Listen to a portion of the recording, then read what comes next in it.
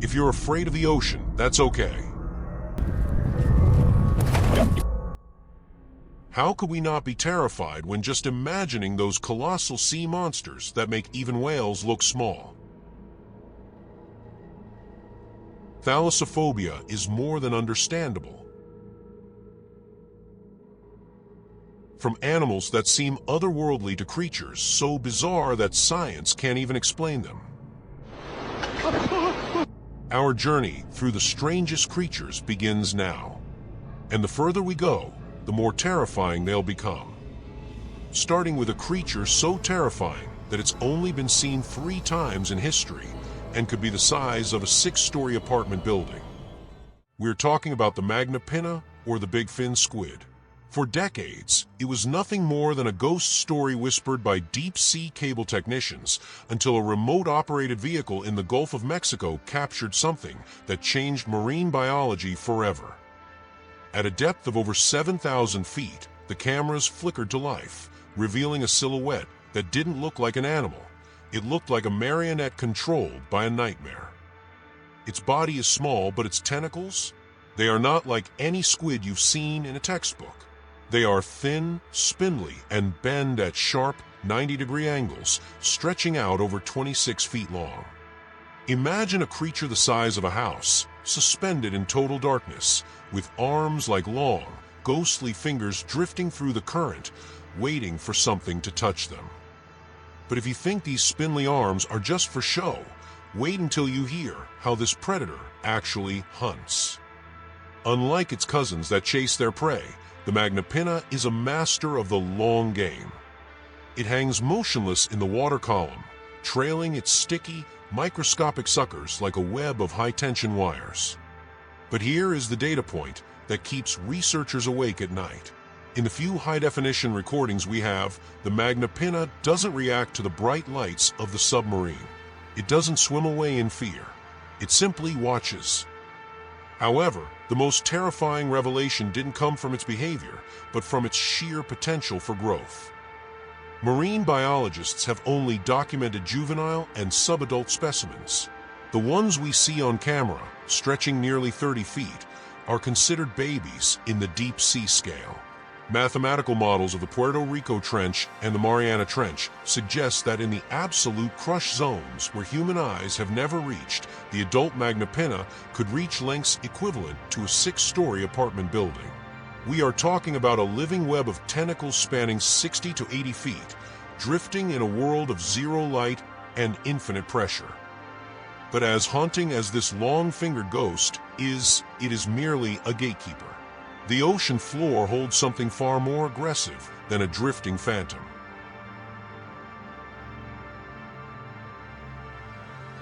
Before we dive even deeper into the next monstrosity, I want to see how far our community reaches. Comment below with the city and country you are watching from. Let us know in the comments right now. If the Big Fin Squid made your skin crawl, prepare yourself. We are about to cross the 8,000-meter mark. What comes next makes the magna pinna look like a common goldfish. As we descend further, the creatures stop looking like animals and start looking like ancient machinery designed for one thing: the harvest. The next creatures will make you tremble.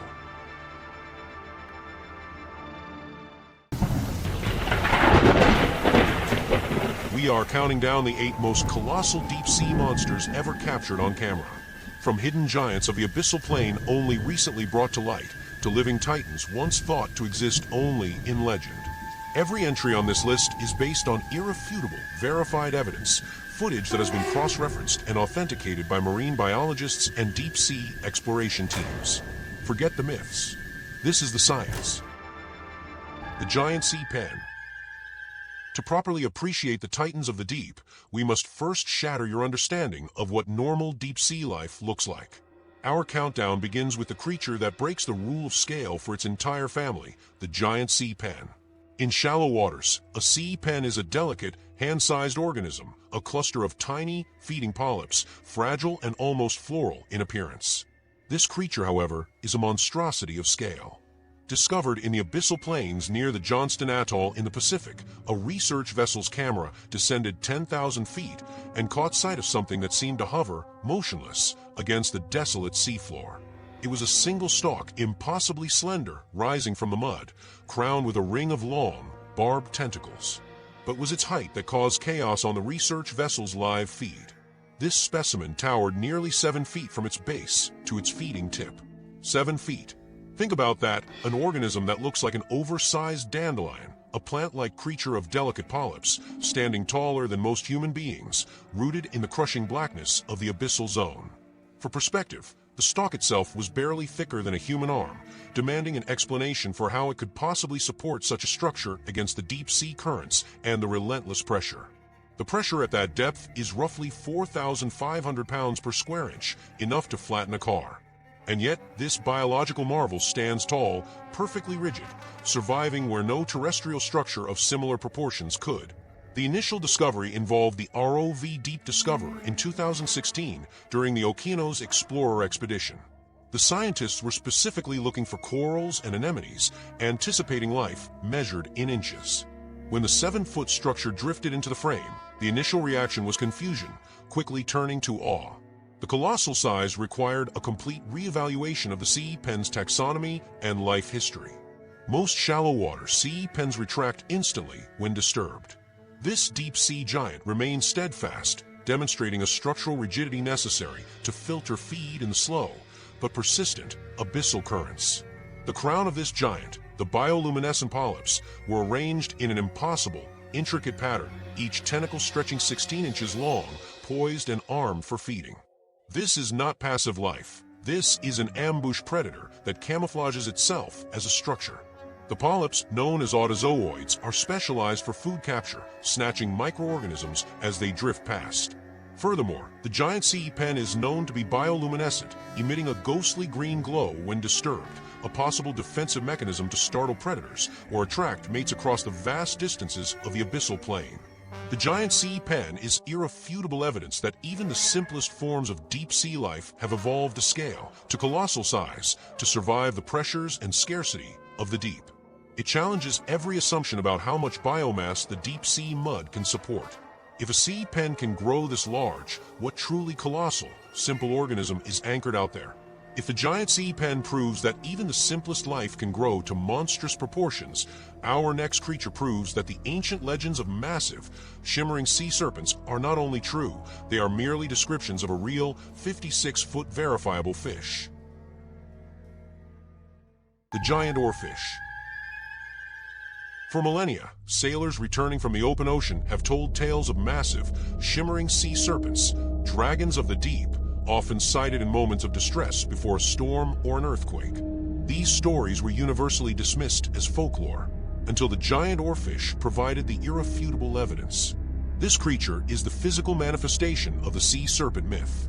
It is the longest bony fish in the entire world, reaching confirmed lengths of up to 56 feet and potentially more. It is a creature that is literally as long as a massive semi-truck trailer, swimming vertically in the water column. The oarfish is a ribbon of pure, silvery muscle, topped with a dramatic, scarlet crest that runs the length of its head and back, often glowing with a mesmerizing iridescence. The scales are absent. Instead, its skin is protected by a thin, silvery layer known as guanine, which rubs off easily, leading to its frequent classification as gelatinous upon beaching. The proof of its existence often comes in the most dramatic and terrifying way, when they wash ashore. Because they are deep-sea creatures, any sighting near the surface usually means they are sick, dying, or have been violently propelled toward the coast by seismic activity. The presence of such a massive, sinuous creature on the surface is so rare that coastal cultures have long associated it with impending disaster, specifically earthquakes, as the seismic activity disturbs the deep-sea floor where it lives. When a 50-foot-long silvery red carcass is found decaying on a beach, it is instantly recognizable as the source of countless sea serpent legends. Scientists, including those from NOAA, have verified these sightings time and again, pulling DNA from the remains of these behemoths. The sheer volume of verifiable beachings, particularly after deep-sea disturbances, has silenced every skeptic. One famous 18-foot specimen washed up on a California beach in 2013, requiring over 15 people to move it. Furthermore, remote cameras have captured the oarfish alive in its deep-sea environment. The footage shows the oarfish swimming in a near-vertical posture, undulating its long dorsal fin like a massive, silvery ribbon, a movement that would perfectly mimic a gigantic sea serpent rising from the waves, just as the ancient mariners described. This vertical orientation helps it scan the waters above for prey and plankton.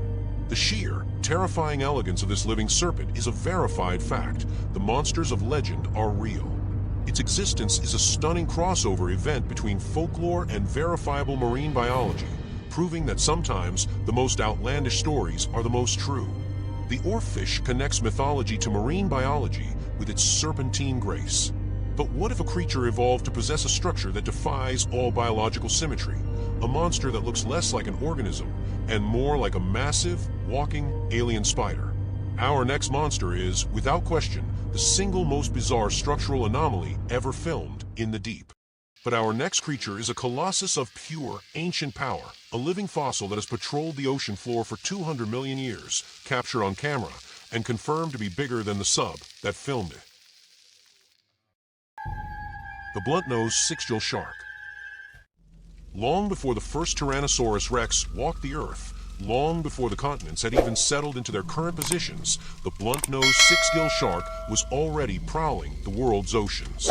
Its lineage stretches back over 200 million years to the Triassic period. This creature is a time capsule of terror, a living relic of the dawn of deep-sea predation. In 2019, a team aboard OceanX's Submersible dove to 2,500 meters off the Bahamas, a depth where this giant normally lurks, though it occasionally hunts closer to the surface at night. The lights of the sub pierced the black water, and then, out of the primordial gloom, a massive shape appeared. It was a six-gill shark, easily measuring nearly 20 feet from nose to tail, and weighing more than 1,000 kilograms. The crew's voices, barely above a whisper, captured the sheer, visceral terror of the moment. One scientist stated on verifiable recording, "That thing is bigger than the sub." The submersible itself measured just over 18 feet, making the shark one of the largest apex predators ever filmed in this deep-sea environment. The six-gill is instantly identifiable by its most primitive trait, six-gill slits. Most modern sharks only have 5. This feature, along with its ancient skeletal structure and large, pale green eyes, marks it as a direct link to the earliest forms of apex predation. The footage shows the shark circling slow and unhurriedly, its massive eye fixed on the vessel. Every movement suggested age, immense power, and perfect adaptation to the perpetual night.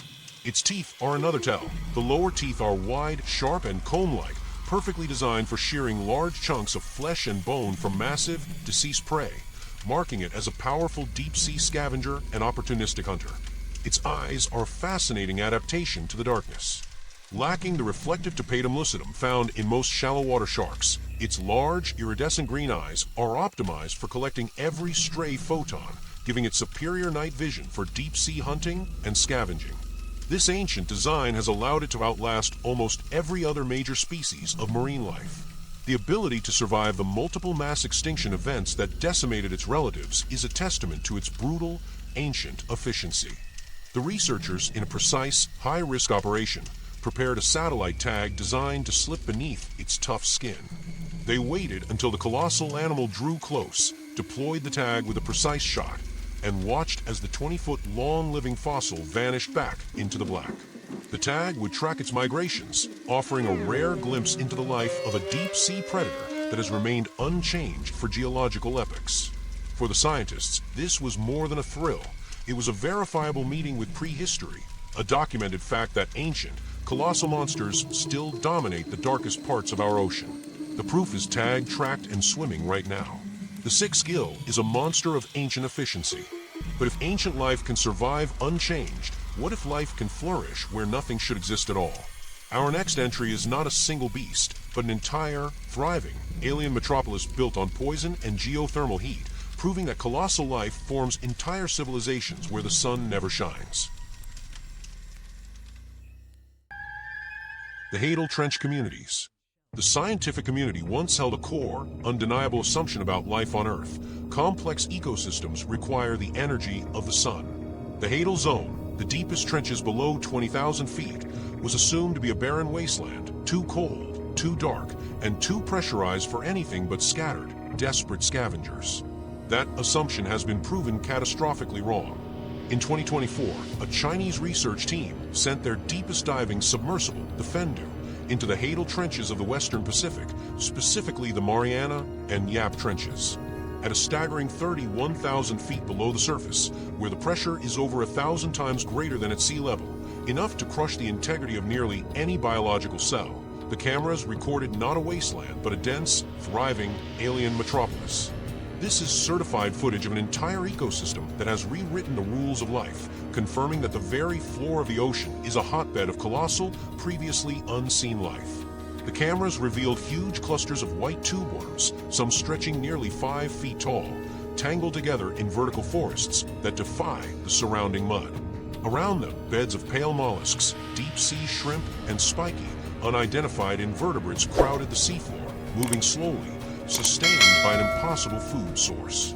This community is powered not by photosynthesis from above, but by chemosynthesis, microbes that draw energy from toxic hydrogen sulfide and methane seeping through volcanic fissures in the Earth's crust. They are literally thriving off poison and geothermal heat. This is a revolutionary concept, an entire biological city independent of the surface world. The density and complexity of life at this crushing pressure defied every model in marine biology. The lead principal investigator was quoted saying the scene was like another planet. The organisms possess unique bioluminescence and extreme tolerance to heat and chemical instability. The tube worms in particular lack mouths and digestive tracts, relying entirely on the symbiotic bacteria within their bodies to convert the chemical energy into food. This is an entire city built on internal power, a stunning engineering feat of nature where the creatures are biologically fused with their energy source. The discovery forced scientists to conclude that these massive vents, or black smokers, are essentially underwater islands of energy, concentrating life into dense, colossal clusters that form permanent communities. These creatures have evolved specialized proteins and enzymes that allow their cell walls to remain flexible and functional under pressure that would instantly crystallize and destroy surface-dwelling organisms. The sheer amount of biomass, the number of individual large organisms crammed into these small trenches, is astounding, a verified rebuttal to the theory of deep-sea scarcity. This is a scientific fact. Alien life, complex and colossal, is thriving right now at the lowest points on Earth. If thriving cities exist 31,000 feet down, sustained by subterranean fire, imagine the solitary creatures that swim above them, hunting in the open water. Our next monster is the one that inspired ghost stories for a century, a 33-foot ethereal titan, translucent and beautiful, a living specter now captured, undeniably, on film. A creature that is more net than muscle. The giant phantom jellyfish. In 1910, the giant phantom jellyfish was known only from a jar in a museum, a fragmented, gelatinous specimen that seemed too delicate and too enormous to exist in the violent, deep ocean. For a century, only about 100 confirmed sightings would ever be recorded. It became a biological whisper, a myth told among deep-sea scientists. But in 2021, the whispers became deafening reality.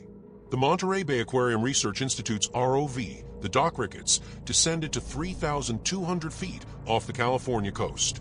Its cameras, sweeping through the black abyss, captured something that moved with a terrifying, hypnotic grace, a living giant phantom jellyfish.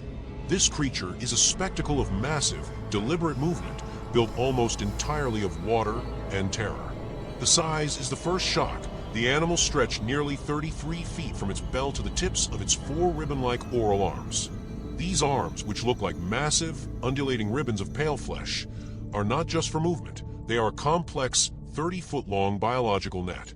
They serve as both propeller and passive trap, drifting and dragging through the water column to ensnare any unsuspecting fish or crustacean. The bell alone can measure up to 1 meter across, translucent and pulsing softly in the ROV's penetrating lights. The tissue is so thin that, when illuminated, you can see straight through its massive, dome-like body, revealing its internal structure. The giant phantom jelly is built for extreme efficiency and stealth. Its translucent, ghost-like form is the perfect camouflage in the perpetual darkness of the twilight zone, making it nearly invisible to prey and predators alike. For the first time, scientists could watch this elusive, colossal giant not as a fragment, but as a complete, living system, slowly hunting in the gloom. The footage proved that this enormous, slow-moving predator is perfectly adapted to survive at depths where the sun's light is reduced to a faint, blue haze, a living ghost story made real. Its primary defense mechanism is its sheer, overwhelming size and the fact that its tissue is so fragile and gelatinous that it provides virtually no nutritional value to anything large enough to consume it. The footage from 2021 was revolutionary because it allowed researchers to confirm its primary mode of capture. The 4 massive oral arms, which look like giant, pale ribbons, act like sticky conveyor belts. Once prey, usually small fish or plankton, brushes against them, the victim is instantly stuck and slowly reeled into the central mouth, a process that can take hours. The entire organism is a massive, drifting biological trap. The rarity of the sightings, only about 230 total documented encounters in over a century, only reinforces its spectral nature, confirming that this 33-foot titan lives almost entirely outside the boundary of human observation. The phantom jelly is the translucent ghost of the deep, colossal and ethereal. But what happens when the abyss produces a monster that is pure reptilian aggression? A creature whose lineage predates the phantom jelly by tens of millions of years, and whose terrifying appearance is closer to a snapping serpent than a fish. Our next monster is the verified proof that the snake-like horrors of the deep are not fiction. The frilled shark. This creature is the embodiment of a primal, geological terror. The frilled shark is another verified living fossil with an evolutionary history dating back 80 million years. It is a monster that looks like a gigantic, primitive eel or sea serpent designed in the dark. It is not the largest creature on this list by sheer mass, but it is without question the most visually terrifying and the closest thing we have to a verified snake-like predator in the deep. The proof of its existence lies in extremely rare footage captured by Japanese researchers in 2007 and later in verified deep-sea trawls off Portugal and Norway. When first brought to the surface, the specimens, often reaching 6 to 6.5 feet in length, immediately shock scientists with their appearance: a long, dark, eel-like body with a massive, snapping head, and 6 pairs of distinctive crimson, frilly gills that give the creature its name. The most terrifying feature, however, is its internal weaponry. The frilled shark possesses nearly 300 teeth, arranged in dozens of rows. Each tooth is backward-facing and trident-shaped, designed not just to pierce, but to ensure that once a victim is caught, there is no escape. The combination of its serpent-like body and its flexible jaw allows it to attack prey with a rapid, striking lunge, swallowing victims half its size whole, a biological mechanism designed for ambush hunting in the nutrient-poor deep. The footage from 2007 was a brief, but chilling, glimpse of the creature alive in a tank, showing its frantic, aggressive movements, but its most crucial scientific verification came from deep-sea trawl captures. These confirm that the frilled shark lives primarily in the water column between 1,500 and 4,000 feet, using its dark color as camouflage in the murky light. Its survival for tens of millions of years proves that this primitive, aggressive, snake-like design is the ultimate form of low-light predation. The frilled shark is a living, slithering nightmare, verifiable proof that some of the most ancient forms of terror still patrol our oceans. The frilled shark is the undisputed reptilian terror of the deep. But we save the absolute monarch for last. We have saved the ultimate neuro-optimized jolt for the end. This creature is the absolute champion of the invertebrate world, the creature with rotating, swivel-hooked arms, the undisputed largest invertebrate on Earth, and it is still waiting, full-sized in the darkness. The colossal squid. We have arrived at the ultimate deep-sea monster. This is the undisputed, officially verified, largest invertebrate on the planet. This is the colossal squid, and the terrifying truth is that its full-sized adult form has never been filmed. For over a century, the colossal squid existed only as the nightmarish artifacts of its predation. Beaks the size of dinner plates, retrieved from the stomachs of sperm whales, and massive, gelatinous tentacles washed up on Antarctic shores. Scientists examining these clues estimated adult colossal squids to reach up to 46 feet in length and weigh up to 500 kilograms, over half a ton of pure muscle and tissue. To put that in perspective, the giant squid is long but relatively slender. The colossal squid is massive in girth and sheer body mass, an absolute powerhouse built for the Antarctic deep, where its massive bulk helps it survive the freezing temperatures.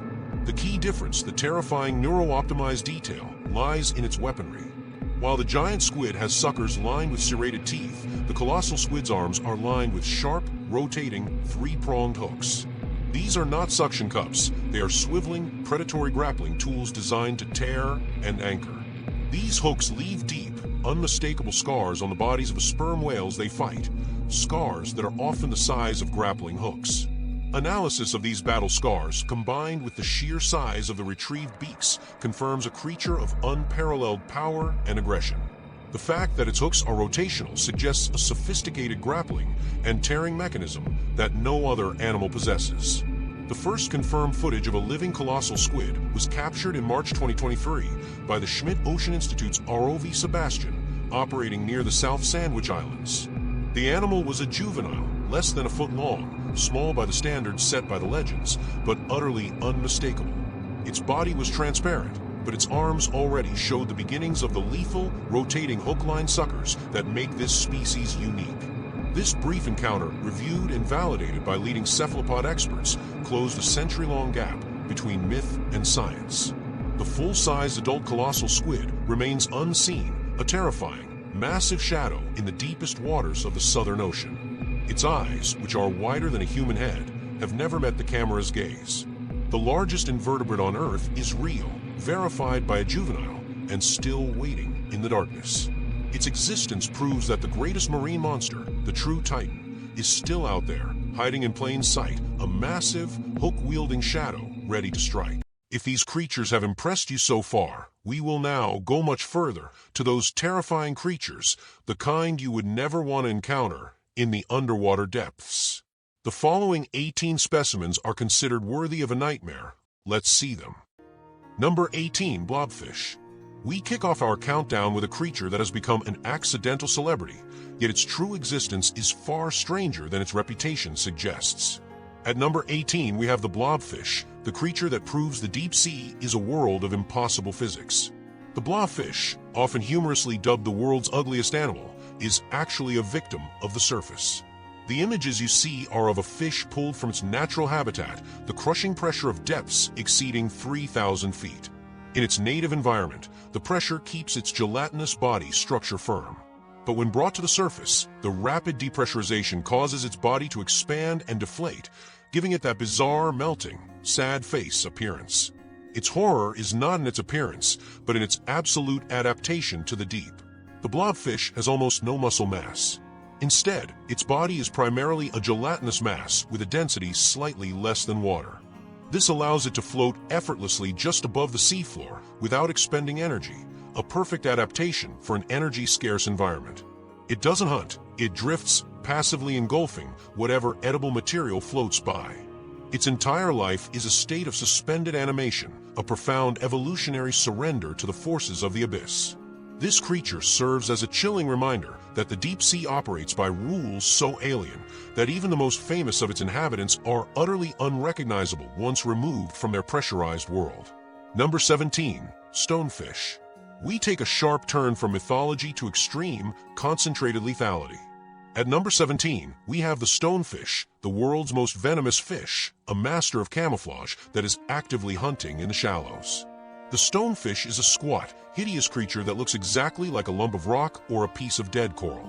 Its skin is covered in warty bumps, algae, and sand, giving it perfect murderous camouflage in the tropical and subtropical waters of the Indo-Pacific. It's an ambush predator that often lies motionless for hours, blending flawlessly into the seabed. Its terrifying factor lies in its defense mechanism, 13 razor-sharp dorsal spines, each connected to a pair of large venom sacs. Unlike a jellyfish or a ray, these spines are deployed only when pressure is applied, when something, usually a waiting human, steps on it. The pressure forces the spines to inject an extremely potent neurotoxin capable of causing excruciating, unimaginable pain, tissue necrosis, and often, rapid death if antivenom is not administered quickly. The initial pain is so intense that victims have reportedly begged for amputation. This is silent, agonizing, and almost guaranteed biological destruction from a creature you will literally never see until it is too late. It is a biological landmine disguised as a stone, an inescapable peril in the very places humans love to swim. Number 16, giant Mariel. Dropping into the dark crevices of the reef and the deep sea caves, we encounter a creature that is pure reptilian menace, the giant moray eel. This is not a fish. It is a muscular, powerful ambush predator that can exceed 8 feet in length and weigh over 60 pounds, possessing a visceral, unsettling presence. The moray eel's body is all muscle, coiled and hidden within its lair, only its gaping, dark mouth visible. They appear perpetually aggressive because they must constantly open and close their mouths to breathe, drawing water over their gills. This exposes a jaw armed with multiple rows of needle-sharp, recurved teeth designed for seizing and tearing flesh. But the true terror of the moray eel is its pharyngeal jaw. It possesses a second set of jaws deep within its throat, armed with even more teeth. Once the primary jaws latch onto prey, the secondary jaws shoot forward, grab the prey, and drag it deep into the esophagus, an act of horrifying, double-jawed predation. This is the only fish known to use this shocking, alien mechanism, usually only seen in creatures like the terrifying xenomorph from cinema. Morays are not inherently aggressive toward humans, but they are fiercely territorial and possess the power to inflict catastrophic, tearing wounds, earning them a rightful place as one of the most unsettling, dual-jawed monsters of the intermediate depths. Number 15. Crown-of thorn starfish. We start our countdown not in the crushing blackness, but in the deceptive beauty of the coral reef, a world threatened by a monster of pure biological plague. This is the crown-of thorn starfish, and it is one of the ocean's most effective and terrifying destroyers. Imagine a starfish, but instead of the gentle texture you might feel in your hand, this creature is covered in sharp, venomous spines up to 2 inches long, looking less like a sea star and more like a medieval weapon. These spines contain a potent neurotoxin capable of causing excruciating, lasting pain in humans, but its true horror is directed toward the coral reef itself. This creature is the reef killer. It has the ability to effectively unhinge its stomach, pushing the sac-like organ out of its mouth and onto the coral surface. It then digests the living tissue of the coral externally, dissolving it with enzymes and consuming the polyps, leaving behind a sterile, bleached white coral skeleton. A single crown-of-thorns starfish can destroy 6 square meters of coral reef every year. When populations explode into plague proportions, which they frequently do, they can eradicate vast, ancient swaths of coral in months, turning vibrant, living ecosystems into graveyards. Its beauty is a lie, its sting is pure agony, and its feeding ritual is a slow, digestive terror that dismantles the foundation of marine life. It is the perfect introduction to biological horror. Number 14. Squidworm. Now we break the rules of biology entirely. Dropping into the mid-water zone, a domain of perpetual drift, we find a creature that appears to be a biological mistake, the squidworm. Discovered only in 2007 near the Philippines at depths exceeding 9,000 feet, the squidworm is less than 4 inches long, yet its anatomy is a shocking, impossible mess. It looks like a hybrid between a cephalopod and a long, slimy worm, designed by a delirious artist. Its body is mostly transparent, gliding through the water with tiny, paddle-like fins. But its head, that's where the alien strangeness resides. Instead of eyes or recognizable mouth, it possesses 10 long, fleshy appendages that wave and undulate in the dark. 2 of these appendages are long, ribbon-like tentacles used for feeding. The other 8, however, are unique to the squidworm. They are bioluminescent tentacles that glow and curl like tiny, living antennae.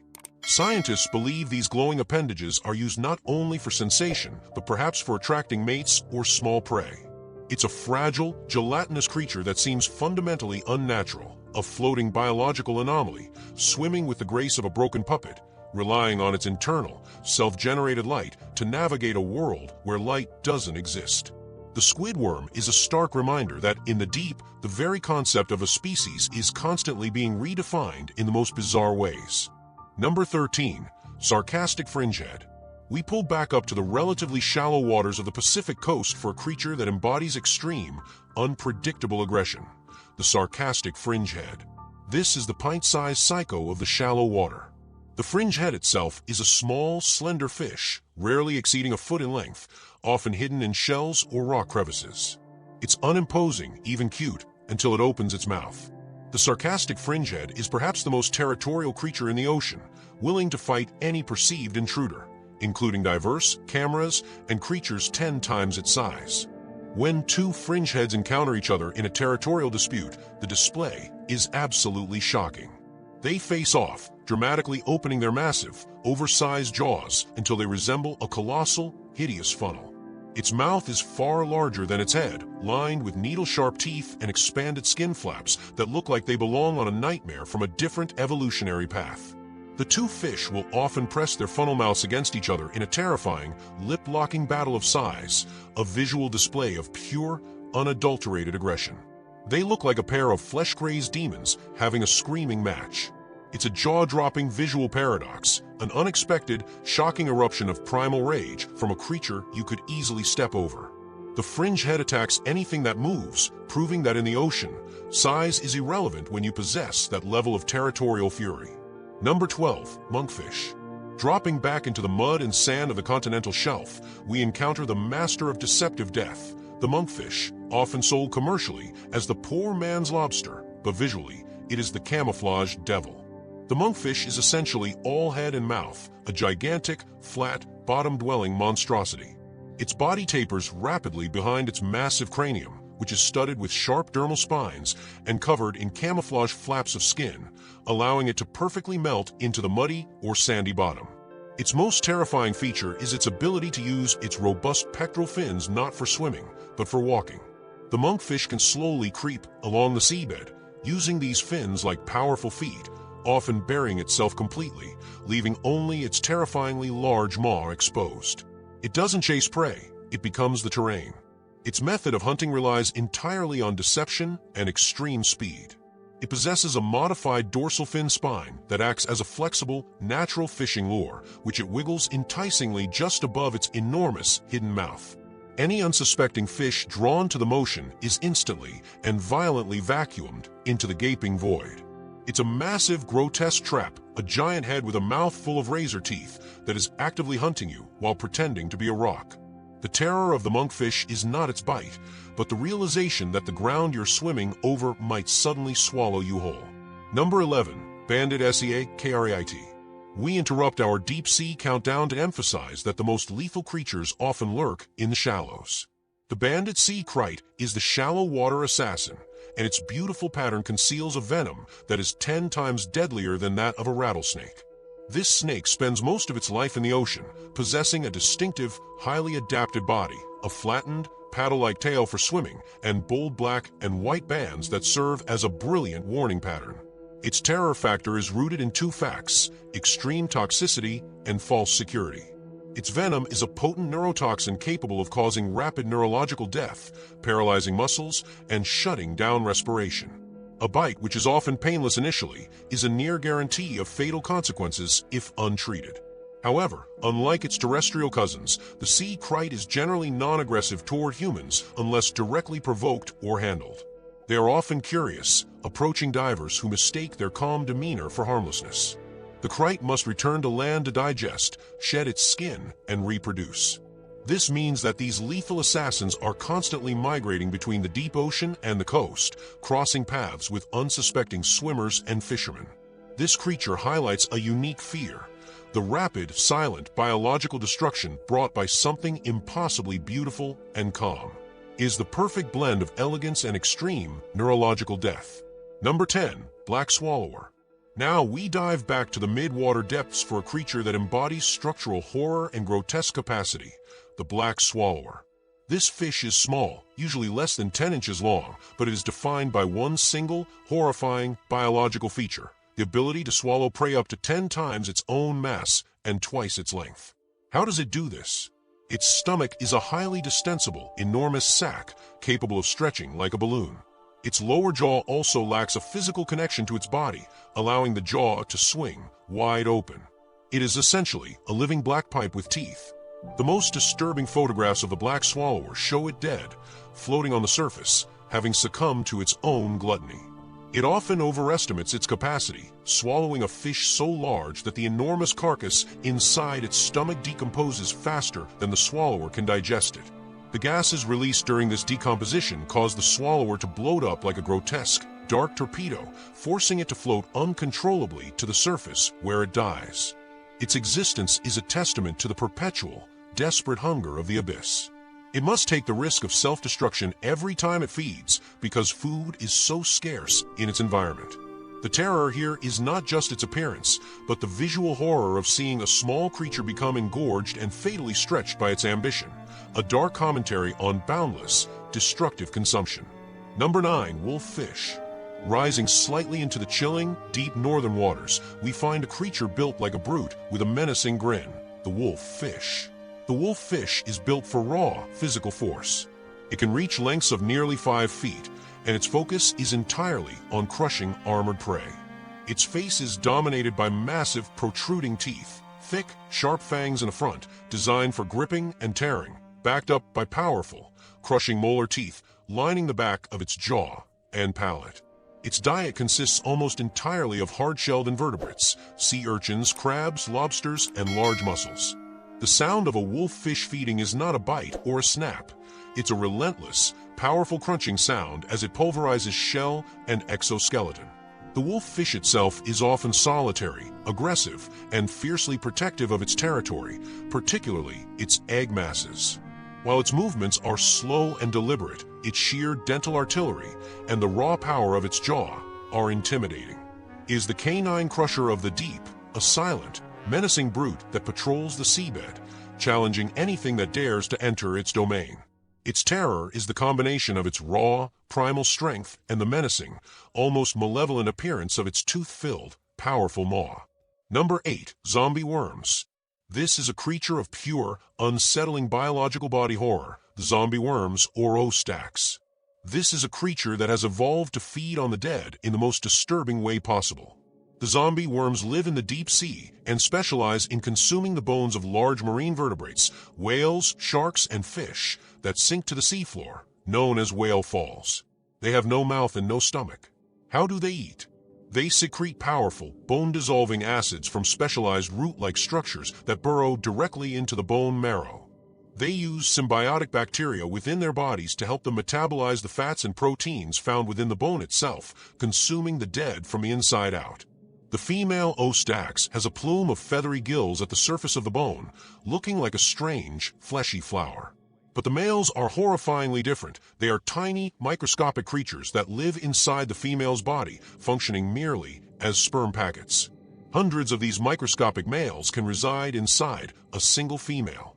The O-stax represents a level of decomposition horror unparalleled in the deep. It turns the massive, armored skeleton of a whale into its own food source through chemical digestion and parasitic reproduction. It is a creature that embodies decay, proving that even the hardest structures in the ocean, bone, are not safe from the relentless, acid-driven hunger of the abyss. Number 7. Viper fish. At number 7, we encounter a creature that has evolved a jaw so ferocious, its own anatomy cannot contain it. This is the viper fish, the living dagger of the abyss.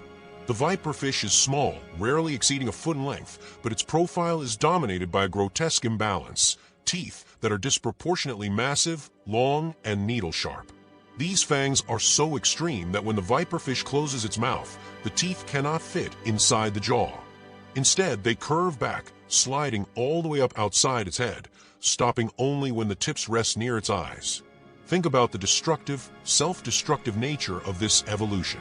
The creature's very existence is defined by perpetual, terrifying hunger, yet it lives with the permanent risk of piercing its own vital organs.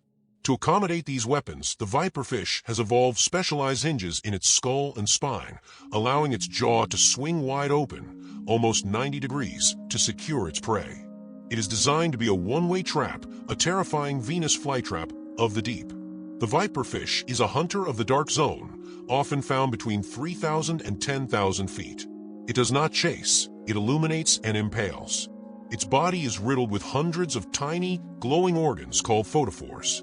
It hangs motionless in the mid-water, a ghost of light in the blackness, and when a smaller fish swims too close to the subtle, deadly glow, the viperfish strikes with the force and speed of a sprung bear trap, impaling its target on those impossible, self-destructive fangs. This is the horror of overadaptation, a creature so perfectly evolved for killing that its own existence is a continuous, terrifying risk. Number 6. Anglerfish. No countdown of deep-sea terrors is complete without the quintessential monster, the anglerfish. But to truly grasp its terrifying rank, you must look past the glowing lure and understand the truly disgusting nature of its life cycle. The anglerfish, particularly the serratioid species, inhabits the absolute blackness of the bathyal zone, the midnight layer. It is the master of ambush predation, relying on the single most famous organ in the deep sea, the esca, the luminous lure. The lure is a modified dorsal spine, tipped with a bulb containing millions of bioluminescent bacteria.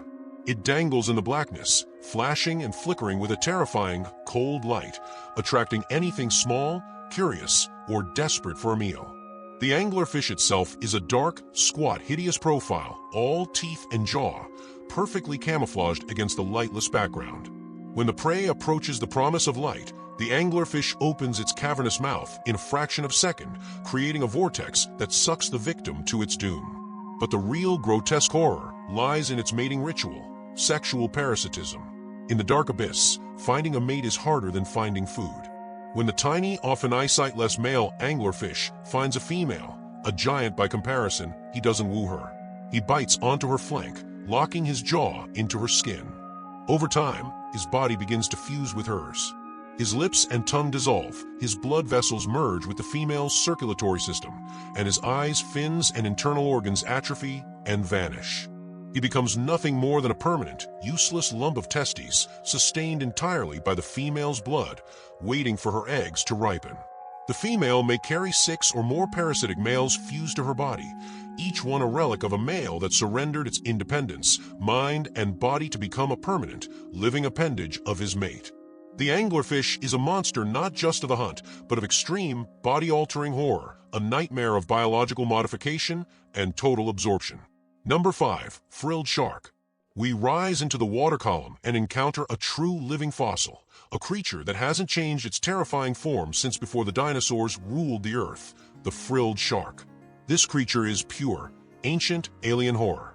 Often mistaken for a sea serpent, the frilled shark possesses a long, serpentine body, up to 6 feet long, with 6 pairs of gill slits adorned with frilly, red edges, hence its name. It looks less like a modern shark and more like the mythological leviathans that haunt our oldest stories. Its jaw is the ultimate trap. It is lined with approximately 300 trident-shaped, needle-sharp teeth, arranged in 25 rows. Unlike the tearing, triangular teeth of a great white, the frilled shark's teeth are designed to pierce and hold soft, slippery prey like squid and fish. Once these 3-pronged hooks sink in, there is no escape. Its hunting technique is a frightening coil and strike. It slowly stalks prey in the mid to deep waters, sometimes resting vertically in the water column with its mouth open, its white teeth contrasting sharply with the darkness, a horrifying, subtle lure. When it strikes, it lunges forward like a snake, swallowing its prey whole, and using those trident-like teeth to ensure the victim is secured and dragged down its long, ancient throat. The frilled shark is a time traveler from the Cretaceous period, a shadow from the Age of Giants. Every detail, from its vestigial features to its terrifying, serpentine grace, reminds us that the deep ocean preserves nightmares in their original, untouched form. Number 4. Goblin shark. At number 4, we have the jump scare movement, the grotesque biomechanical failure, and the ultimate unsettling face in the ocean, the goblin shark. Often called the vampire shark because of its aversion to light, the goblin shark is found in the deep, cold waters worldwide. Its appearance is already unsettling, a pink, flabby, almost translucent body, and a long, shovel-like snout that extends far beyond its actual mouth. Its teeth are tiny, terrifying spikes protruding from its face like thin, white nails. The true terror, however, is unleashed in the moment of attack. Unlike every other shark that must lunge with its whole body, the goblin shark possesses a unique, horrifying weapon, an extensible slingshot jaw. When it detects prey, a complex set of ligaments and muscles allows the entire upper jaw structure to be catapulted forward, shooting out from its face at lightning speed, sometimes reaching a third of its head length in less than a tenth of a second. The strike is a slow-motion nightmare. The hideous, spike-filled jaw flies out, snaps shut on the unsuspecting prey, and then retracts back into the face, all while the shark is swimming at a leisurely pace. It's an act of violent, grotesque biomechanics. This is not a bite, it's an ejection system, designed for deep-sea prey that cannot evade the sudden, horrifying appearance of a spike-filled maw from what seemed like a harmless, flabby snout. The sheer, unexpected nature of the attack makes the goblin shark one of the most mechanically terrifying monsters on this list. Number 3. Deep Blue. We interrupt the deep-sea countdown to recognize the creature that proves you do not have to be an abyssal monster to possess monumental, jaw-dropping terror. At number 3 is Deep Blue, the largest great white shark ever filmed and verified. The great white is a known quantity, the quintessential predator. But Deep Blue defies reality. She is an unprecedented massive specimen, estimated to be over 20 feet long and weighing approximately 2.5 tons, the size of a small truck. Her age is estimated to be over 50 years, making her a matriarch, a veteran of the seas who has simply grown to an impossible, monstrous scale. The terror of Deep Blue is rooted in two things: size and reality. She is not a creature of myth or inaccessible depth. She is a real, documented animal that patrols the waters shared with humanity. The photographs and footage of her dwarfing the divers, her girth and length imposing a physical presence that redefines the word apex, are visceral proof that the Earth still produces monsters of colossal proportions. The fear she generates is a fundamental, evolutionary response. This is the top of the food chain, a perfect predator that has simply been allowed to grow to monumental size, reaching a physical scale that renders all human defense useless. Deep Blue reminds us that the true terror of the ocean isn't always hidden 7 miles down. Sometimes it is swimming silently just beneath the surface, a living, breathing, 2.5-ton reminder of our own fragile position in the food chain. Number 2. Sirens/mermaids. At number 2, we pivot entirely to the psychological, mythological terror that has haunted mariners for thousands of years. Sirens or mermaids, the fear of betrayal and the human-faced lure. Every culture on Earth, from the Greeks and the Norse to the ancient African and Pacific Island nations, possesses a terrifying, consistent myth, beautiful, human-like creatures in the sea that lure men to their deaths. The terror isn't their teeth, it's the promise of intimacy, then sudden, violent dissolution. The myth itself may be the perfect evolutionary response to a few unsettling biological realities of the deep. Consider the deep-sea fish that use bioluminescence to create a terrifying facade, light that promises safety or food, only to deliver death. What if there exists a deep-sea creature that has evolved the most effective lure of all, a human-like appearance? The few disturbing modern accounts that feed this myth are typically dismissed as hoaxes or mass hysteria. However, in the vastness of the unexplored deep, scientists have already found creatures that use mimicry in frightening ways. For instance, the giant phantom jellyfish possesses massive, ribbon-like oral arms that undulate, looking eerily like a strange, ethereal net. If a predatory organism developed bioluminescent patterns and body shapes that, in the flickering, distorted light of the deep, vaguely resembled a human form, the psychological impact alone would be catastrophic. The fear of the siren is the terror of not knowing what you are looking at.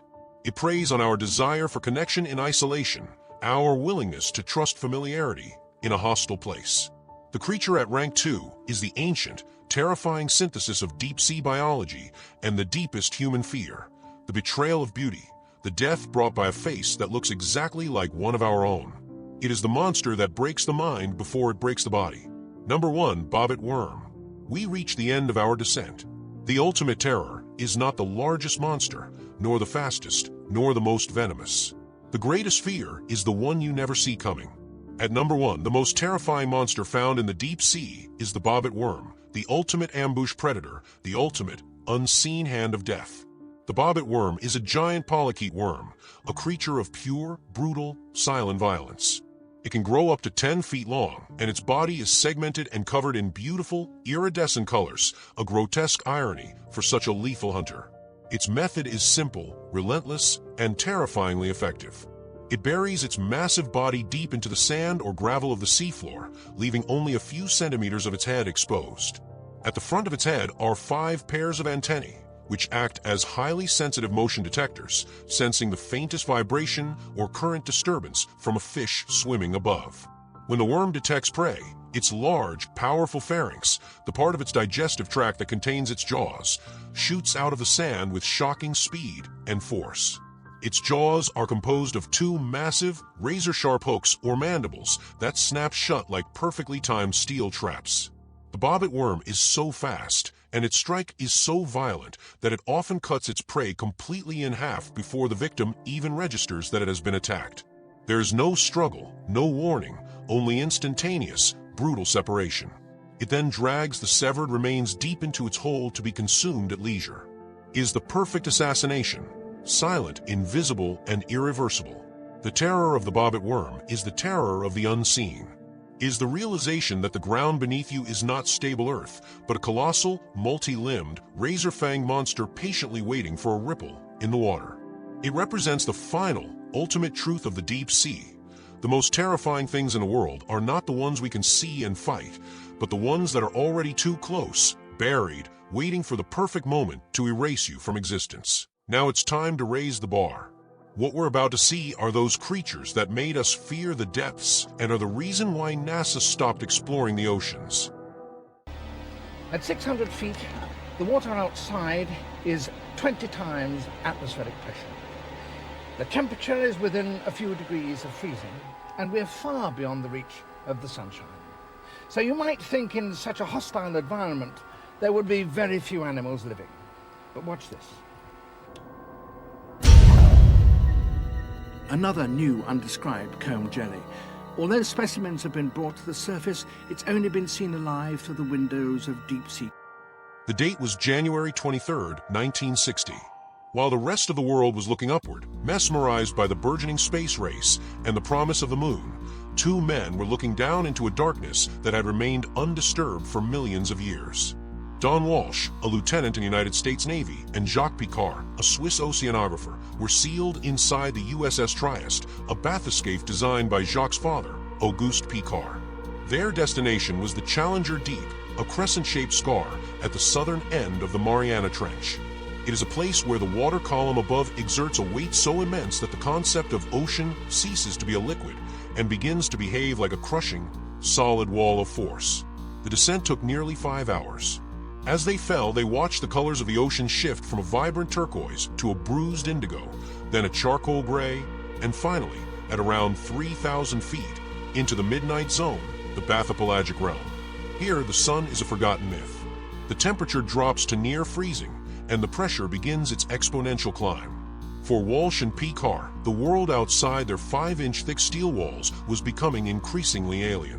The Trieste was essentially a heavy gasoline-filled float with a tiny, cramped pressure sphere suspended beneath it. Inside that sphere, the air grew cold and damp, and the only sound was the rhythmic hum of life support systems and the occasional, unsettling groan of metal reacting to the deepening cold. But the true terror began at 35,000 feet. They were less than 1,000 feet from the bottom when a sound like a thunderclap ripped through the silence of the cabin. It was a sharp, crystalline crack that vibrated through their very bones. One of the outer plexiglass window panes had shattered under the pressure. At that depth, the pressure is roughly 16,000 pounds per square inch. To give a visual to that number, it is the equivalent of having an entire fleet of jumbo jets stacked on top of a single person. A breach would have meant instantaneous death, not a slow drowning, but a molecular implosion. The water would have entered the cabin with the speed and force of a supersonic jet of liquid lead, vaporizing the occupants before their nervous systems could even register the pain. Yet they did not abort. They continued. When they finally touched down, kicking up a cloud of white, powdery silt that Picard described as diatomaceous ooze, they looked out into the abyss through that fractured window. What they saw should not have existed. Modern biology of the time dictated that no complex life could survive the pressure of the Hadal zone. The sheer weight of the water was thought to be too great for calcium to stay solid or for proteins to function. And yet there it was, a flatfish, roughly a foot long, swimming calmly through the silt. It wasn't a primitive scavenger or a sightless worm. It was a complex, symmetrical vertebrate that appeared to be thriving in a pressure that should have turned its blood to ice. Walsh and Picard spent only 20 minutes at the bottom. During those 20 minutes, the logs describe a sense of being watched, not by a fish, but by something larger, something that stayed just outside the reach of their meager external lights. They reported seeing shimmering discs in the distance and shadows that moved with a speed and agility that defied the viscosity of the water at that depth.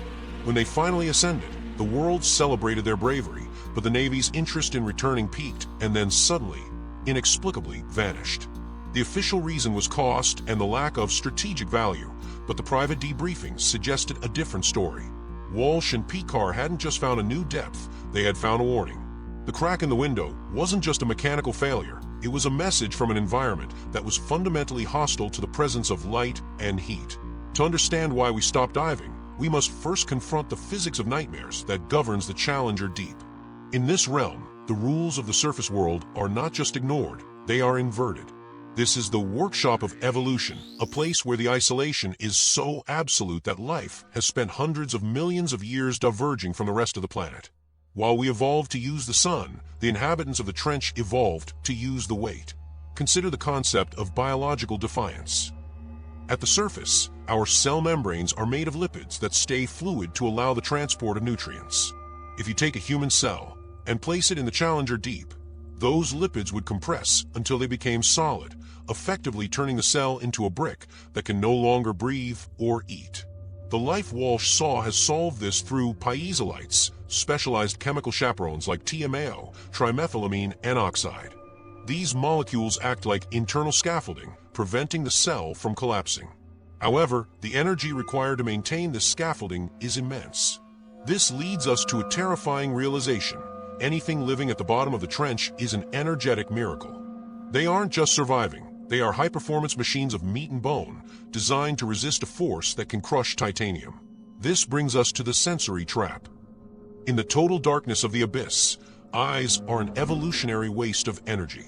Instead, the predators of the Challenger Deep have turned the water itself into a sensory organ. Sound travels 4 times faster in water than in air, but in the dense, high-pressure environment of the trench, it becomes a weapon. We believe the apex predators of this region don't just hear you, they feel the electrical biosignature of your nervous system. Every time your heart beats, it sends out a minute electrical pulse. To a creature in the trench, that pulse is a beacon. You are a glowing target of heat and electricity in a world that is otherwise cold and silent. In the Challenger Deep, you don't hunt by sight. You wait for the vibration. You wait for the heartbeat of a surface dweller to stumble into your territory. There is a phenomenon known as marine snow, the constant drizzle of organic material falling from the upper layers of the ocean. For decades, it was seen as a passive food source. However, recent acoustic data from autonomous landers suggests something far more sinister. The marine snow isn't just falling, it's being manipulated. There are rhythmic, low-frequency vibrations detected near the seafloor that seem to create artificial eddies, funneling this organic matter into specific depressions. It is as if something is farming the snow, using it as bait to attract smaller scavengers, which in turn attract larger prey. We are seeing evidence of a coordinated, intelligent management of resources in a place where we thought life was a desperate struggle for scraps. If you were in the Trieste and heard that window crack, knowing that 8 tons of pressure per square inch were pushing against a failing pane of glass, would you have stayed for those 20 minutes to look into the dark, or would you have demanded an immediate ascent? Tell us your choice, stay or flee. The history of a 1960 dive is often sanitized, but the physics of nightmares suggests that Walsh and Picard were lucky to escape. The water at that depth is so compressed that its density is nearly 5% higher than at the surface. It is thick, heavy, and carries sound with a terrifying clarity. When the window cracked, the sound would have been heard by every predator within a 50-mile radius. The Trieste was no longer a silent observer, it was a dinner bell. We have to ask ourselves, why did the United States government, at the height of the Cold War, a time when dominating every frontier was a matter of national survival, suddenly lose interest in the most extreme frontier on Earth? We spent billions to go to the moon, a dead rock 238,000 miles away, but we abandoned the abyss in our own backyard. The official narrative is that there was nothing there but silt and flatfish. But if you look at the classified records of the acoustic anomalies picked up by the Navy's SOSUS arrays during the 1960s and 70s, you find something different.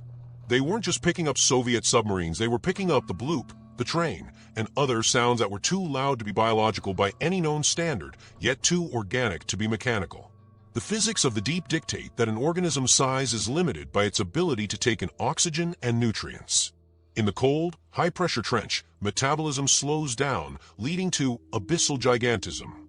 We see it in isopods and squids. But what happens when that gigantism is applied to a vertebrate that has perfected the use of piezolites?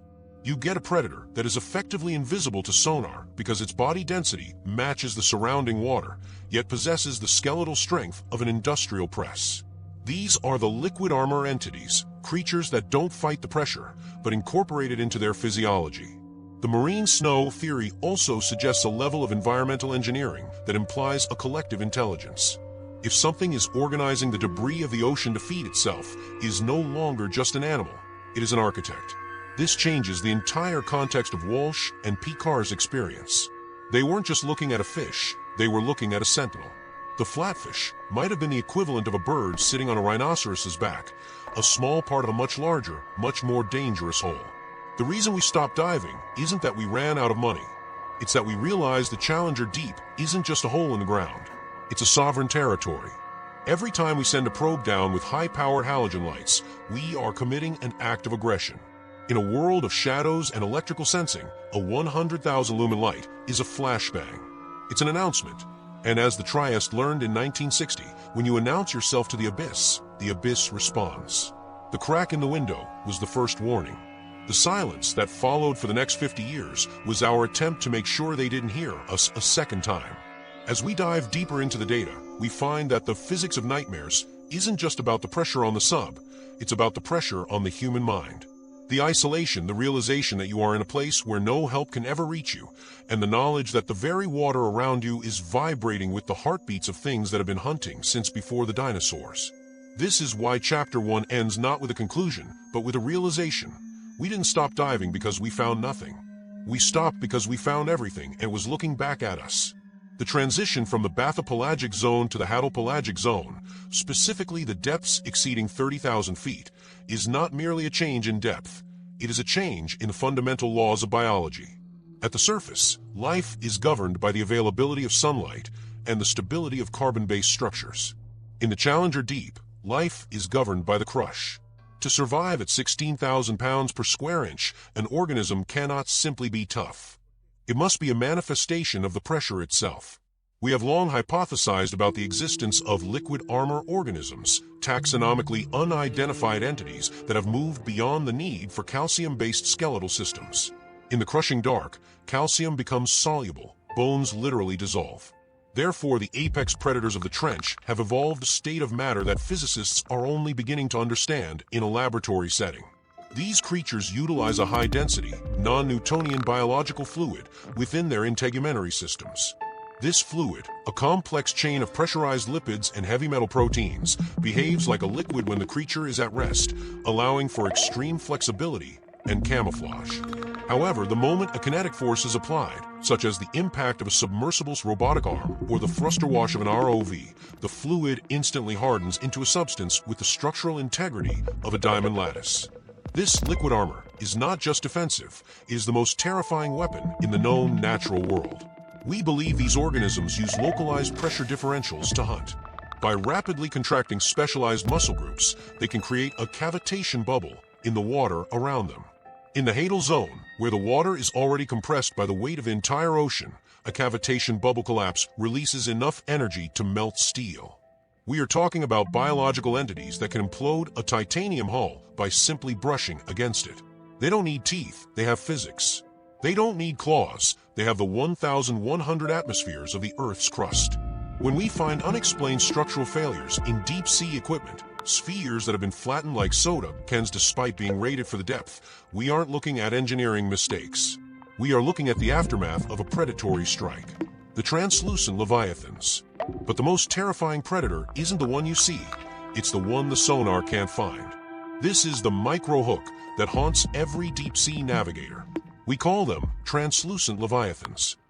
Our current sonar technology relies on the acoustic impedance between water and a solid object. If an object is dense and hard, like a submarine or a whale's bone, the sound waves bounce back, creating a clear return. The translucent leviathans, however, have evolved a body composition that is an exact match for the density and acoustic velocity of the surrounding hadal water. They are effectively invisible to active and passive sonar. These beings are made of a gelatinous substance so dense and so chemically complex that they are essentially liquid ghosts. They move through the trench not by swimming in the traditional sense, but by gliding through the pressure gradients. Imagine a creature 70 feet long, weighing several tons, drifting mere inches from a submersible slice, and the sensors show nothing but empty water. They are the ultimate stealth hunters. We have recorded instances where ROVs suddenly spin out of control, or their tether cables are severed with a clean, surgical precision that defies explanation. The data shows no contact, no object, and no animal. There is only the sudden, violent realization that something massive was there, and then it was gone. The heartbeat of the abyss. This brings us to the most chilling acoustic record in the history of the National Oceanic and Atmospheric Administration, NOAA. There is a specific frequency recorded periodically in the Challenger Deep that matches no known animal, no geological shift, and no man-made vessel. It is a rhythmic low-end pulse centered around 0.8 hertz. It is too slow to be a motor and too deep to be a tectonic plate grinding. When we apply advanced bioacoustic modeling to this sound, the conclusion is unavoidable. It is a heartbeat. But the scale is wrong. For a heart to produce a sound wave with that much displacement in water compressed to the density of the trench, the organ itself would have to be approximately 30 to 40 feet in diameter. This implies an organism of such gargantuan proportions that it would dwarf the blue whale. We are talking about a city block-sized apex. This creature doesn't hunt by chasing. It is a stationary filter feeder that has become a permanent part of the trench's geography. It sits in the deepest silt, mimicking a rock formation or a trench wall, and simply breathes. The pulse is the sound of millions of gallons of water being pumped through a biological system designed to extract every microscopic nutrient from the marine snow. This is the heartbeat of a god, and it is a heartbeat that speeds up every time we send a vessel down. We have compared the logs. The frequency of the trench pulse increases by 15% the moment a human-occupied submersible enters the water. It isn't just a sound, it's an awareness. The trench is listening.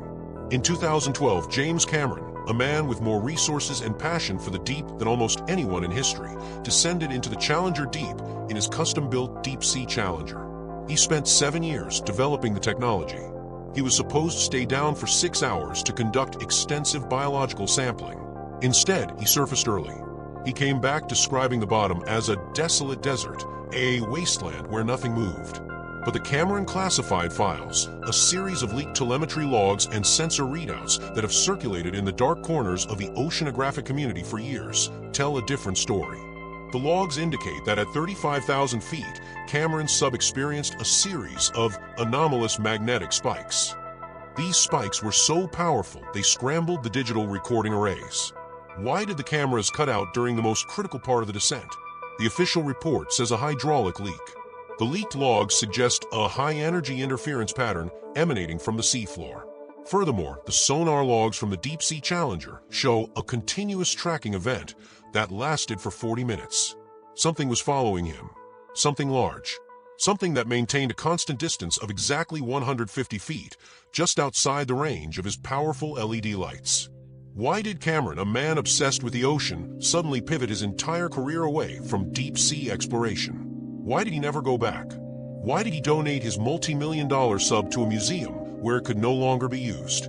The strategic bridge. We are currently analyzing these leaked logs in conjunction with satellite bathymetry from the same day. The data suggests that Cameron didn't find a desert, he found a graveyard. There are patterns on the seafloor that suggest the structural remains of massive, biological megastructures, the bones of the translucent leviathans, or perhaps something even older. We are preparing a massive investigation into the Cameron classified files, coming in our next video. We believe he saw something that changed him. He didn't see a wasteland, he saw a warning. The humility of the abyss is something we have forgotten in our age of satellite mapping and GPS. We think we know the Earth, but we only know the surface.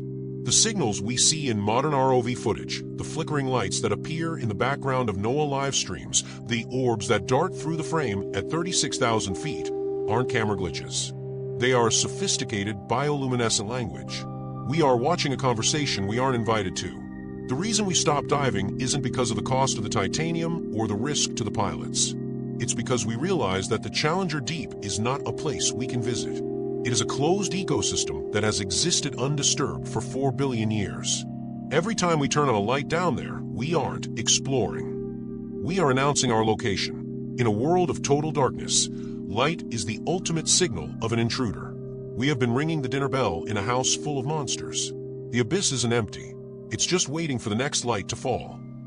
This is the mantra of the few remaining deep-sea engineers who refuse to go back. They know that every descent is a gamble.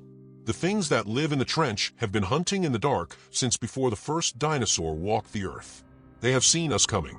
They have tasted our metal. They have analyzed our sound. The next time we go down, we won't be the ones doing the observing. We will be the specimen. We will be the intruder caught in the high-pressure jaws of a world that has finally run out of patience. The Challenger Deep is not a mystery to be solved. It is a boundary to be respected. And those who cross that boundary might find that the desolate desert is actually a very crowded, very hungry room. The transition from the bathypelagic zone to the hadopelagic zone, specifically the depths exceeding 30,000 feet, is not merely a change in depth. It is a change in the fundamental laws of biology. At the surface, life is governed by the availability of sunlight and the stability of carbon-based structures. In the Challenger Deep, life is governed by the crush. To survive at 16,000 pounds per square inch, an organism cannot simply be tough. It must be a manifestation of the pressure itself. We have long hypothesized about the existence of liquid armor organisms, taxonomically unidentified entities that have moved beyond the need for calcium-based skeletal systems. In the crushing dark, calcium becomes soluble, bones literally dissolve. Therefore, the apex predators of the trench have evolved a state of matter that physicists are only beginning to understand in a laboratory setting. These creatures utilize a high-density, non-Newtonian biological fluid within their integumentary systems. This fluid, a complex chain of pressurized lipids and heavy metal proteins, behaves like a liquid when the creature is at rest, allowing for extreme flexibility and camouflage. However, the moment a kinetic force is applied, such as the impact of a submersible's robotic arm or the thruster wash of an ROV, the fluid instantly hardens into a substance with the structural integrity of a diamond lattice. The proteins involved in this liquid armor are unlike anything found in the photic zone. In a standard vertebrate, proteins like collagen provide structure through simple cross-linking. In the hadal apex, we find piezoproteins, molecules that literally generate a massive electrical charge when compressed. This means the deeper the creature goes, the more powered its nervous system becomes. They are energized by the very weight that would kill us. This leads to the hyperpredation theory. At the very bottom of the trench, predators are faster, stronger, and more intelligent than anything on the surface because they are fueled by the weight of 7 miles of water. They do not fight the pressure. They harvest it as a metabolic battery. The translucent leviathans and acoustic stealth. But the most terrifying predator isn't the one you see, it's the one the sonar can't find. This is the micro-hook that haunts every deep-sea navigator. We call them translucent leviathans. Our current sonar technology relies on the acoustic impedance between water and a solid object. If an object is dense and hard, like a submarine or a whale's bone, the sound waves bounce back, creating a clear return. The translucent leviathans, however, have evolved a body composition that is an exact match for the density and acoustic velocity of the surrounding hadal water. They are effectively invisible to active and passive sonar. These beings are made of a gelatinous substance so dense and so chemically complex that they are essentially liquid ghosts. They move through the trench not by swimming in the traditional sense, but by gliding through the pressure gradients. Imagine a creature 70 feet long, weighing several tons, drifting mere inches from a submersible slice, and the sensors show nothing but empty water. They are the ultimate stealth hunters. We have recorded instances where ROVs suddenly spin out of control, where their tether cables are severed with a clean, surgical precision that defies explanation. The data shows no contact, no object, and no animal. There's only the sudden, violent realization that something massive was there, and then it was gone. The heartbeat of the abyss.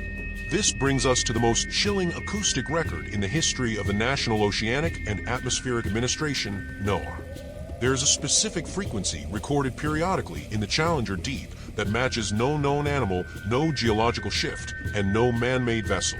It is a rhythmic low-end pulse centered around 0.8 Hz. It is too slow to be a motor and too deep to be a tectonic plate grinding. When we apply advanced bioacoustic modeling to this sound, the conclusion is unavoidable. It is a heartbeat. But the scale is wrong. For a heart to produce a sound wave with that much displacement in water compressed to the density of the trench, the organ itself would have to be approximately 30 to 40 feet in diameter. This implies an organism of such gargantuan proportions that would dwarf the blue whale. We are talking about a city block-sized apex. This creature doesn't hunt by chasing. It is a stationary filter feeder that has become a permanent part of the trench's geography. It sits in the deepest silt, mimicking a rock formation or a trench wall, and simply breathes. The pulse is the sound of millions of gallons of water being pumped through a biological system designed to extract every microscopic nutrient from the marine snow. Analysis of the rattle, a similar sound originating from the Challenger Deep that lasted for 3 weeks in 1984, suggests it was the sound of a massive, silicate-based shell being pulled through the mud. The speed of the movement was calculated at 40 knots. Nothing that size should be able to move that fast at that depth. During the Cold War, the U.S. Navy's sound surveillance system, SOSUS, picked up the bloop, but they also picked up the rattle.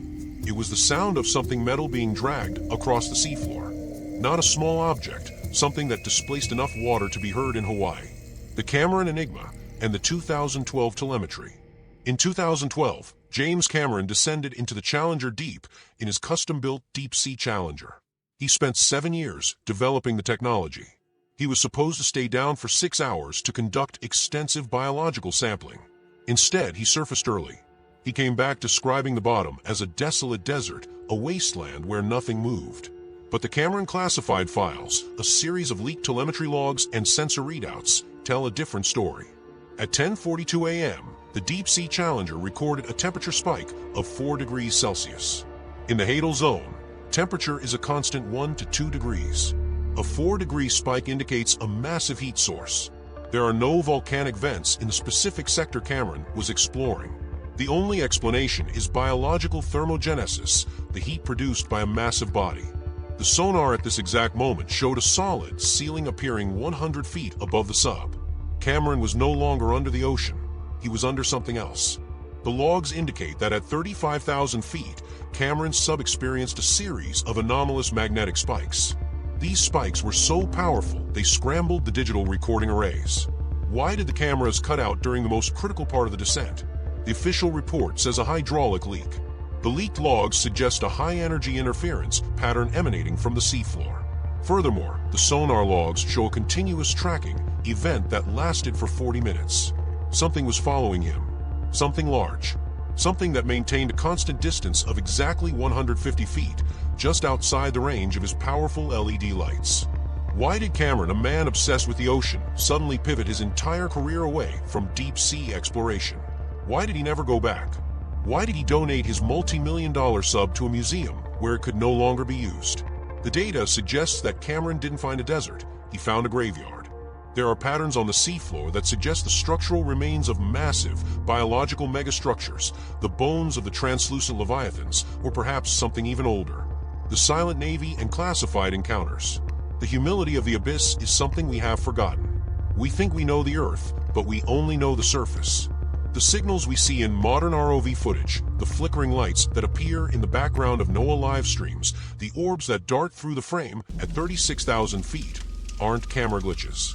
They are a sophisticated, bioluminescent language. We are watching a conversation we aren't invited to. The reason we stopped diving isn't because of the cost of the titanium or the risk to the pilots. It's because we realize that the Challenger Deep is not a place we can visit. It is a closed ecosystem that has existed undisturbed for 4 billion years. Every time we turn on a light down there, we aren't exploring. We are announcing our location. In a world of total darkness, light is the ultimate signal of an intruder. We have been ringing the dinner bell in a house full of monsters. The abyss isn't empty. It's just waiting for the next light to fall. This is the mantra of the few remaining deep-sea engineers who refuse to go back. They know that every descent is a gamble. The things that live in the trench have been hunting in the dark since before the first dinosaur walked the earth. They have seen us coming. They have tasted our metal. They have analyzed our sound. The next time we go down, we won't be the ones doing the observing. We will be the specimen. We will be the intruder caught in the high-pressure jaws of a world that has finally run out of patience. Now, after all this, it's time to see the most amazing thing, the possible evidence of the existence of a gigantic predator of biblical proportions in the Mariana Trench. But before we get to it, if you've made it this far, comment with the word abyss. That way I'll know who really made it this far in the video. Now then, let's see this evidence of that possible marine leviathan. The Earth is an old story, and we believe we have read every chapter. We map our continents, chart the air we breathe, and even send probes beyond our solar system. Yet there remains one single, terrifying place that holds the key to evolution's most monstrous secret. The Mariana Trench is not merely a deep spot on the map. It is the absolute limit of our world, a crescent-shaped scar stretching 2,500 kilometers across the western Pacific, where the pressure is a crushing 1,100 times that of the surface. We call the deepest point the Challenger Deep, but the evidence now forces us to call it something else: the sealed tomb. It is a biological prison that has paradoxically preserved a lineage that should have been extinct for millions of years. The most chilling records, buried in the vaults of naval acoustic programs and deep-sea research labs, suggest that the deepest parts of the planet are not a quiet void. They are patrolled. Something massive, something possessing a terrifying intelligence, holds dominion over the abyss. We are talking about an apex predator that survived the great oceanic extinction, a colossal hunter whose existence would shatter the timelines of modern paleontology. In the next few minutes, we will lay out the case. This is not cryptozoology, this is forensic paleontology applied to a living mystery. We will detail the 3 columns of evidence: the anomalous sound, the unaccounted-for bite marks, and the geological sanctuary that transition this creature from a legend of the deep to a classified ecological reality. Prepare yourself. The darkness is about to be breached. The human ear is a poor instrument for the ocean, but the U.S. Navy's SOSUS array and its successors were designed to listen to the world's deep water secrets. In the early 2000s, deep-sea hydrophones began recording a recurring, ultra-low frequency event emanating from the abyssal plains bordering the Mariana and Philippine trenches. This was not the famous, isolated bloop of the 90s. This was something different. This was the abyssal pulse. The pulse is a sonic signature so robust that initial analysis tagged it as a massive, distant seismic event. But repeated filtering and spectral analysis revealed a devastating truth: it was biological. It contained harmonic complexity, a layered rhythmic structure that could only be generated by a complex, pulsating organic system. Specifically, the pulse is a compound sound, a deep, subsonic moan that lasts nearly 4 seconds, followed by a series of high-amplitude snapping echoes, almost like colossal, resonating sonar pings. Let's talk about the physics of fear. Sound travels nearly 5 times faster in water than in air, and low-frequency sounds travel much farther with less dissipation. For sound to travel to thousands of miles, it was tracked from the western Pacific to hydrophones off the coast of South America. At a sustained intensity that cut through ambient noise, the creature generating it must possess a lung and vocal system of an unfathomable scale. We model the largest known sound producer, the blue whale, which can reach 150 metric tons and produce calls around 15 hertz. The abyssal pulse registers consistently below 5 hertz. This level of infrasound vibration requires a physical body volume, a displaced mass, that exponentially exceeds that of any modern whale. This creature isn't just big, it's a living engine. Its sound is the acoustic equivalent of a biological battleship announcing its position. Furthermore, the snapping echoes that follow the initial moan are equally significant. They are not simple clicks. They are high-amplitude, wide-spectrum bursts that suggest a highly sophisticated form of echolocation. This is not the simple ping of a toothed whale. It is a sonar system designed for navigation and hunting in absolute darkness, a system tuned to the crushing pressures of the deepest ocean. It tells us that this creature is an active, sentient predator, not a sluggish bottom dweller. Military acoustic experts initially attributed the sound to unclassified seismic sources, a designation used to mask unexplained, high-priority data. But internal documents reveal the persistent fear that the pulse is a territorial marker, a deep water challenge. What could challenge the sovereignty of an animal that size? Nothing. The pulse is simply a broadcast. This domain is mine. The sheer energy required to generate this call rules out all known deep-sea fauna, including the giant and colossal squid. It points to a vertebrate, a creature of immense muscular and skeletal scale. The abyssal pulse is the auditory proof of a massive survivor. That sound was a deep-sea shout across the timeline. But to prove it's a hunter, we need to look at its victims. We must examine the biological wreckage it leaves behind when the silence of the abyss is broken by a feeding frenzy. If the abyssal pulse is the creature's voice, the unaccounted for bite marks are its gruesome fingerprint. Deep-sea researchers, particularly those monitoring the health of migrating marine mammals, have a classified file of traumatic injuries on various species, injuries they cannot definitively attribute to any modern, confirmed predator. These attacks are not random. They show a pattern of massive, targeted violence. The primary victims are often the largest and deepest diving predators in the open ocean, particularly the sperm whale, cachalot, and the large-beaked whales. These whales are themselves apex predators, perfectly adapted to the mesopelagic and bathopelagic zones. Yet, they surface with wounds that defy logic. We are not talking about superficial rakes from a small, frantic shark. We are talking about bone-deep, semicircular incisions that sometimes span a third of the whale's circumference. Analysis of the remaining tissue scarring reveals a jaw arc that consistently exceeds 3 full meters in diameter. The great white shark, the most feared modern predator, has a maximum confirmed jaw width of approximately 1 meter. This unknown assailant possesses a mouth 3 times that size, indicating a creature that could comfortably swallow a car. Crucially, the tooth pattern is inconsistent with any modern shark or whale species. While orcas leave tearing, irregular marks, and great whites leave the distinctive serrated slice, the wounds attributed to the abyssal apex are characterized by clean, precise, deep punctures followed by massive, concentrated compression trauma. It's the mark of a jaw engineered not for quick, repetitive biting, but for a single, overwhelming crushing strike. This suggests a dentition structure, thick, robust, and non-serrated, or perhaps bluntly serrated, perfectly suited for disabling the massive, dense skeletons of deep-sea mammals. This evidence strongly echoes the bite dynamics of the extinct Carcharocal's megalodon, the legendary giant shark. Megalodon teeth were built for bone crushing, designed to attack the toughest parts of its prey, like the rib cage or flukes of ancient whales. The teeth of the abyss predator appear to be a high-pressure, depth-adapted version of this design. But the most terrifying aspect of the bite mark file is the location of the attack. Many of these prey animals are encountered at extreme depths, often below 1,500 meters, in areas where the ocean temperature plunges and sunlight is non-existent. This confirms the attacker is not a transient surface predator. It is an abyssal resident that ascends on its own schedule, choosing prey based on sheer caloric density. One highly classified report details the retrieval of a deceased adult sperm whale carcass near the Palau Trench. The animal had been attacked from below, and the wound, a massive void in its lower abdomen, was ringed by marks that strongly suggested a bilateral attack mechanism characteristic of the lower jaw meeting the upper. In the wound cavity, lodged deep in the bone, a research submersible retrieved a single, oddly calcified fragment. Chemical analysis was inconclusive, but the size and density matched nothing in the modern biological database. It was filed under unidentified marine biota, type Apex Alpha. The marks are not only proof of the hunter, they are a direct line back to its ancient, colossal lineage. The surface world fears the great white, but the great whales of the deep fear something that comes from the ultimate dark. We have the sound and the scar. Now, we must understand the mechanics of the only place that could host such a terror, the trench itself.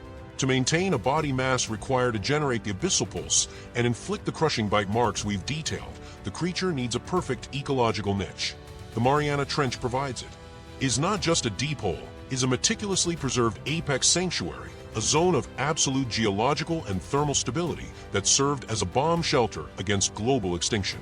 The key is deep-sea gigantism, a phenomenon we see replicated in many invertebrates in the deep. From the giant isopod to the colossal squid, organisms in the cold, high-pressure, food-scarce abyss evolved to be disproportionately massive compared to their shallow water counterparts. Why? First, Kleiber's law dictates that larger animals are exponentially more energy efficient. At constant, near-freezing temperaturas, the metabolic rate of a massive creature slows to a crawl. The Megalodon abyssalis doesn't need to eat every day.